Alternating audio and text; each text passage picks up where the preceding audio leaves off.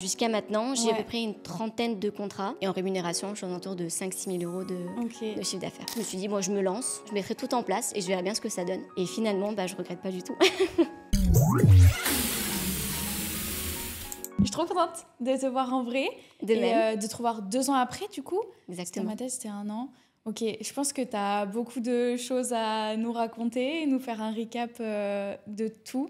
Mais en tout cas, je suis vraiment trop contente parce que je me dis, ça va être fou de voir ton évolution, même comment ça s'est passé, je pense, en termes de mindset, en termes perso aussi, parce que du coup, c'est passé des belles choses, et en termes aussi professionnels.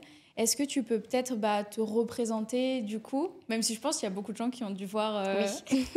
ton témoignage et ta petite tête, mais ouais, te représenter et du coup nous raconter ce que tu faisais avant Liberté Digitale et du coup en venir à aujourd'hui, ton parcours, etc. Pas de problème, en tout cas, je suis ravie aussi. Donc moi, c'est Lucie, j'ai 24 ans. Avant de faire Liberté Digitale, donc j'étais comptable. J'ai fait des études de droit et de comptabilité, donc rien à voir. Ensuite, j'avais ouvert une entreprise dans le domaine des box beauté. Ah oui, ça, je me souviens. Voilà, c'est ça. Et en fait, c'était en plein Covid. Et donc, je suis vraiment mal tombée parce qu'il y a le Covid qui est venu. Et donc, j'ai dû fermer, faute de trésorerie. Donc ça, j'étais vraiment déçue. Mais j'avais déjà mis un pied, on va dire, dans le marketing digital parce que je m'occupais des réseaux sociaux, du site internet, etc. Puis après, j'étais triste de devoir fermer par obligation. Et ensuite, j'ai ouvert une épicerie. Donc, rien à voir, mais je voulais un petit peu le contact humain, tout ça. Quand on avait fait la visio, tu étais dans l'épicerie. Exactement, j'étais dans ma réserve. Je me souviens donc, c'est de ça. Et on a dû la fermer aussi parce que c'était un village qui était trop petit, pas assez d'habitants, enfin voilà. Et en fait, quand j'ai commencé Liberté Digitale, j'étais dans l'épicerie encore. Et très honnêtement, si je ne me serais pas lancée, je pense que j'aurais fini en burn-out dans quelques mois après parce que je faisais quasiment 70 heures par semaine pour 1 300 €. Et encore, ça dépendait des mois. T'étais toute seule ou du coup t'étais avec ton chéri? Oui, j'étais avec mon mari, heureusement, parce que du coup on s'est soutenus. C'était une période de notre vie qui était assez compliquée. On était fatigués émotionnellement, fatigués physiquement. On investit beaucoup d'argent aussi dans cette épicerie, l'argent de nos parents aussi qu'on a mis dedans, donc un stress supplémentaire forcément.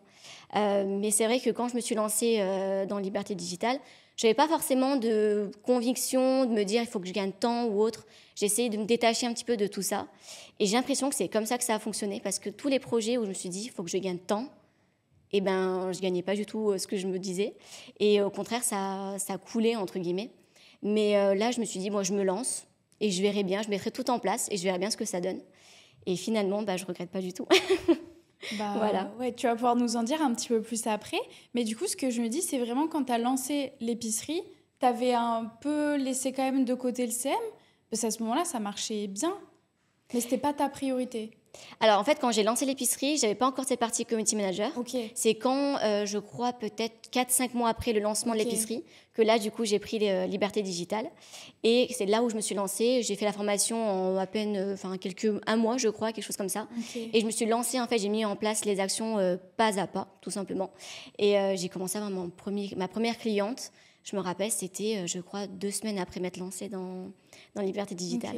Voilà. Ah oui, mais là, tu sais que c'est vrai que je me souviens plus exactement des contrats et tout et comment ça s'est passé. Du coup, je veux bien que tu nous racontes un peu ces 2 ans, grosso modo, de quand tu as rejoint la formation à là, du coup, ce premier contrat et ensuite, comment tout ça s'est passé et enchaîné, du coup. Jusqu'à maintenant, j'ai à peu près une trentaine de contrats, dont certains que j'ai depuis le début.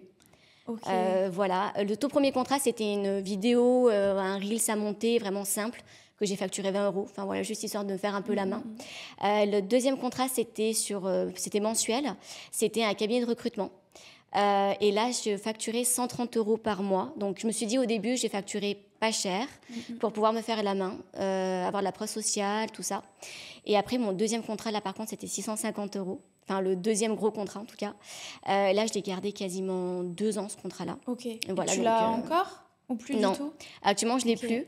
Ils ont eu d'autres projets, tout ça. Donc, je me suis dit, voilà, je laisse la place à quelqu'un d'autre. Et après, donc, je suis vite montée à un SMIC, à peu près. Et tu donnais des cours à l'école aussi. Exactement. J'étais formatrice à côté, c'est ça qui m'a fait un peu le boom, on va dire, du début. Ah ouais? Oui, parce que ça m'a donné de la visibilité. Quand je mettais ça sur les plateformes, forcément, ça te donne de la crédibilité.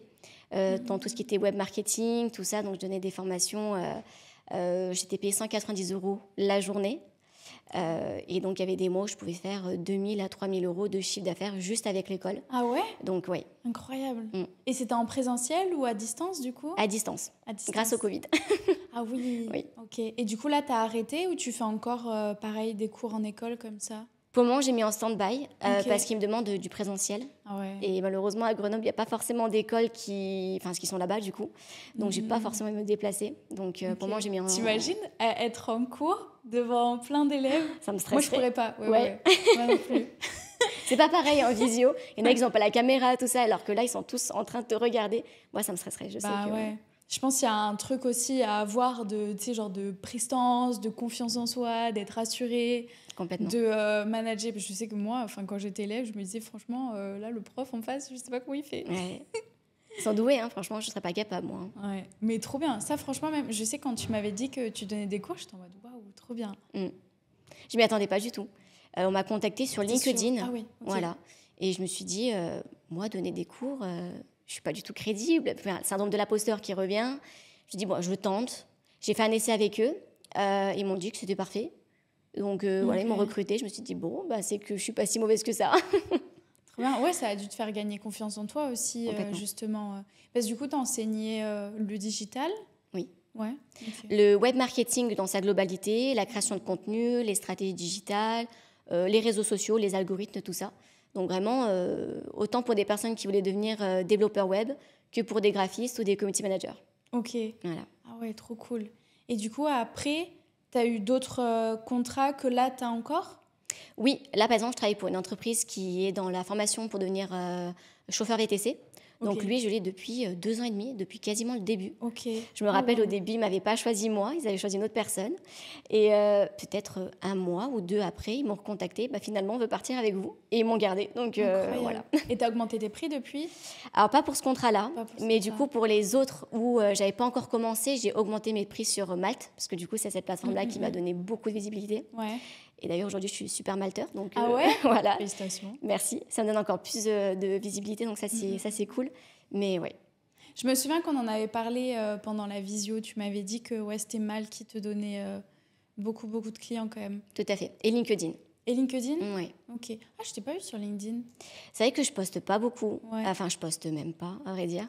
Je poste beaucoup pour mes clients, mais du coup, je prends pas le temps pour moi. C'est embêtant, mais il faudrait que je m'y consacre parce que je pense qu'il y a quelque chose à faire. Ok. Et là, du coup, par exemple, si on prend le mois d'avant, enfin, ou même là, aujourd'hui, tu as combien de contrats au total? Est-ce que, enfin, combien d'heures ça te prend par semaine? Est-ce que tu as la volonté d'avoir plus de contrats ou est-ce que là, ça te suffit? À côté, je fais du closing aussi parce que quand j'ai commencé avec l'entreprise avec qui j'ai travaillé pendant 2 ans, ils m'ont dit que toutes les personnes qui rentraient en message privé, en fait, grâce aux publications que je faisais, je devais les setter, les closer si ça m'intéressait. Et donc, je vendais des formations qui valaient 6 000 €. Donc dans l'investissement immobilier en fait tout simplement, et donc je me suis dit pourquoi pas, ça m'intéresse, donc je me suis lancée et aujourd'hui j'ai des demandes là-dessus. Donc on va dire que j'ai 3 contrats en closing et 3 contrats en community management, enfin 2 contrats en closing et 3 contrats en community management, et honnêtement là ça va en termes de chiffre d'affaires. Le temps passé, je dirais que je dois passer du 30 heures par semaine à peu près pour tout ça.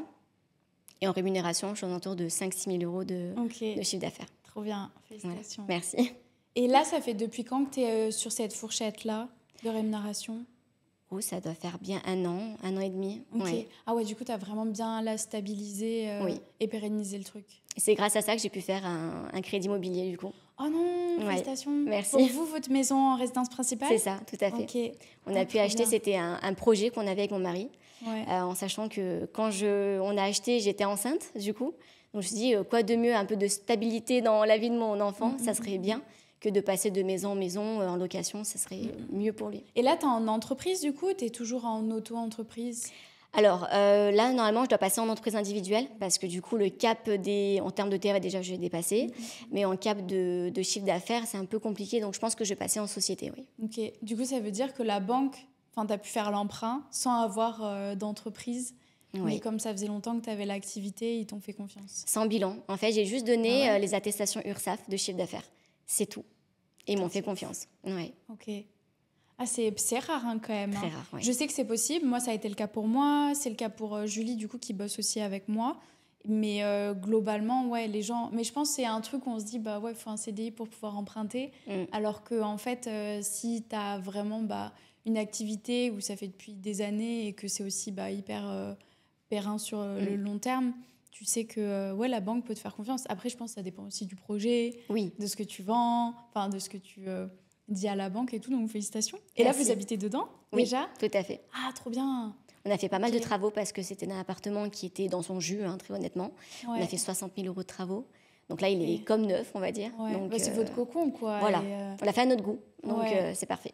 Ah, trop bien. Trop cool. Et du coup, je sais pas si tu veux en parler, mais du coup, ton chéri, il fait quoi ? Enfin, ton mari, pardon. Il fait quoi aujourd'hui ? Il est aussi indépendant ? Non, il aimerait bien, en fait, il aimerait bien se lancer dans l'immobilier, dans tout ce qui est marchand de biens. Et à côté, il est salarié, du coup, pour pouvoir avoir cette sécurité financière que les banques demandent parfois. Donc, il garde le CDI, mais du coup, il aimerait bien devenir marchand de biens. Trop cool. Et du coup, j'imagine qu'il est derrière toi. Oui. Heureusement d'ailleurs, parce qu'à plusieurs reprises, il y a toujours des coups de mou. On se dit, mais est-ce que c'est vraiment fait pour moi ? Des trucs, vraiment peut-être bêtes, mais on se pose toujours plein de questions. Et moi, je suis assez dure avec moi-même. Je ne suis jamais vraiment satisfaite de ce que je fais. Et du coup, il est toujours là, mais bien sûr que c'est bien, il faut que tu le fasses et tout ça. J'ai toujours plein d'idées, de projets, tout ça. Et heureusement qu'il est là à me pousser, parce que je pense que toute seule, j'aurais du mal des fois à me mettre un coup de pied aux fesses pour pouvoir avancer. En plus, il te connaît, il te voit évoluer et je pense qu'il doit être trop fier aussi. C'est et ça. Justement, là, c'est quoi les projets à venir ? Est-ce que tu as des objectifs ? Est-ce que tu as... J'aimerais bien déjà partir de la France. Ok. J'aimerais en Espagne. Ok. Voilà, je me dis que pourquoi pas tenter l'Espagne. Okay. J'ai une partie de ma famille qui est en France et peut-être une autre partie qui nous suivra en Espagne. Donc je me dis pourquoi pas. Tu as des origines ? Oui, je suis arménienne. Ok. Voilà, donc rien à voir. Mais du coup, je me suis dit, j'aimerais bien changer de pays, voir comment ça donne en fait autre part. Un peu plus de soleil. Oui, surtout ça. Parce qu'à Grenoble, il ne fait pas beau tout le temps. Rarement même, je dirais. Mais après, en termes de projet, j'aimerais bien pouvoir créer un petit peu des projets à côté pour automatiser, avoir des revenus en récurrent, type des produits digitaux, peut-être des petites formations, des choses comme ça. Peut-être dans l'aspect closing, j'ai plein d'idées en tête et après voir ce qui est pertinent ou non de faire, dans lequel je me sens à l'aise ou non aussi. Voilà. Trop bien. Et si on prenait la Lucie au moment de l'épicerie et aujourd'hui, qu'est-ce que tu dirais qui a vraiment changé ? Honnêtement, pour pas dire tout, il y a absolument quasiment tout qui a changé dans ma vie. C'est-à-dire qu'avant, j'étais stressée, vraiment, surtout... Ah, t'as pas l'air... Ouais, c'est vrai. Avant, j'étais vachement stressée. Aujourd'hui, je me suis beaucoup apaisée, justement, grâce à ça. Mais avant, en termes financiers, j'étais vraiment... Je pouvais ne pas dormir la nuit, c'était très compliqué. On est passé dans un cap de notre vie qui était financièrement très compliqué. On était toujours en moins, on avait vraiment du mal. Et je me suis dit, mais en fait, je ne vais jamais réussir à sortir la tête de l'eau. Comment est-ce que je vais sortir la tête de l'eau si je reste salariée ? C'est pas possible. Et je ne trouvais pas vraiment d'échappatoire en fait, à tout ça, parce que le community management, je ne connaissais pas du tout. Et on va dire que là, je peux voyager quand je veux. Je vais emmener mes parents en voyage. Vous voyagez en famille, là, du coup ? Oui, exactement. Là, on est parti dans le sud. On va partir en Espagne là, au mois d'août et au mois de novembre. Et j'emmène mes parents en voyage. Génial. Donc, je vais leur payer le voyage. Et ça, c'était pour moi un objectif de vie, entre guillemets. Pouvoir offrir tout ce que je veux à mon fils aussi, sans qu'il soit pourri gâté, mais pouvoir offrir tout ce que je veux à lui. Pouvoir acheter, sans forcément devoir stresser, est-ce que je peux ou non. Après, je ne suis pas quelqu'un de très dépensière non plus. Mais j'aime bien que quand je fais quelque chose, je ne sois pas stressée pendant 24 heures à me dire comment est-ce que je vais m'en sortir. Donc honnêtement, je dirais quasiment tout qui a changé. Mon état d'esprit, voilà, à peu près tout. Ouais, c'est sûr que quand tu te lances dans un nouveau projet, déjà j'ai l'impression que tu avais quand même ce truc un peu d'entreprendre. Oui. Avec tous les projets que tu avais avec les box, avec l'épicerie et tout. Et je pense que quand tu as quelque chose comme ça qui t'épanouit, forcément tu prends confiance en toi. Et moi, je trouve ça incroyable que du coup, tu es passé aussi sur le setting et le closing, parce que du coup, tu as une palette. de services complémentaires que tu peux proposer aussi. Donc, en vrai, moi, je suis trop contente de t'avoir et de me dire waouh, de voir l'évolution, que tu t'épanouis et tout. Pour l'immobilier, c'est incroyable. Et j'ai terminé mes petites questions et j'aurais juste, je pense que tu la connais, j'ai dû te la poser cette question-là. C'est est-ce que là, par exemple, est-ce que tu aurais quelque chose à rajouter, peut-être sur l'accompagnement, la formation, l'après, ou si par exemple quelqu'un regarde là la vidéo, qu'est-ce que tu aurais envie de lui dire, tu vois, un peu toi, quand tu hésitais à rejoindre la formation. Et Très honnêtement, au début, j'avais dit non à Julie quand j'avais eu au téléphone. Je lui avais dit... t'avais eu Julie en oui, plus. ouais. Je suis morte. Ok. Je lui avais dit non, je peux pas, j'ai pas les moyens, et puis de toute façon, j'ai pas le temps. Et finalement, peut-être même pas 12 heures après, je lui envoie un message, je lui ai dit, en fait, si, je vais me lancer. Je sais pas, l'instinct ou je sais pas ce qui s'est passé. Et moi, je pense que ce que je peux conseiller à toutes les personnes, en tout cas, qui regardent cette vidéo, c'est que s'ils ont envie de le faire, et si ils ont envie de changer de vie, en fait, ils en ont marre de leur maintenant, on va dire, et qu'ils veulent quelque chose de nouveau, ben, je pense qu'il ne faut pas qu'ils hésitent, parce qu'honnêtement, ça change des vies. Je ne suis pas la seule dans ce cas-là. Et moi, c'est mon dicton, on va dire, si on veut, on peut. Et j'ai voulu et j'ai réussi. Donc voilà, j'en suis très fière et j'en suis très heureuse aujourd'hui. Hein. C'est trop cool. Et c'est grâce à toi. Et ça, je t'ai toujours dit. C'est grâce à toi aussi, hein, mais moi, je suis trop contente. Merci. En fait, c'est vraiment, genre même pour moi, je me dis, oh, c'est trop bien parce qu'on a échangé en visio il y a 2 ans. Forcément, moi, je suis très nulle, je reste pas en contact et j'envoie pas de messages. Même mes proches, ils n'arrivent pas à avoir de mes nouvelles. Mais tu vois, quand là, je t'ai vue, je revois encore la visio avec toi et je me dis toujours, moi, c'est quand même... je kiffe ce que je fais au quotidien et je le fais pour pouvoir aider les femmes, contribuer, etc.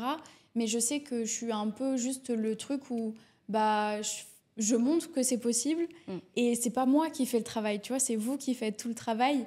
Et à chaque fois, je suis genre trop épatée de vous voir évoluer, de vous voir épanouir et tout. Et j'ai l'impression que vous êtes mes filles, tu sais. À chaque fois que je parle avec mes potes, je dis ouais, mes filles et tout. Ils me disent mais Justine, t'es Mac ou quoi? Et je suis en mode non. Mes élèves, si tu veux. Mais ouais, non, je suis trop contente de pouvoir te rencontrer, d'avoir tes jolis mots aussi. Donc franchement, merci à toi d'avoir fait le déplacement. Trop contente de t'avoir en...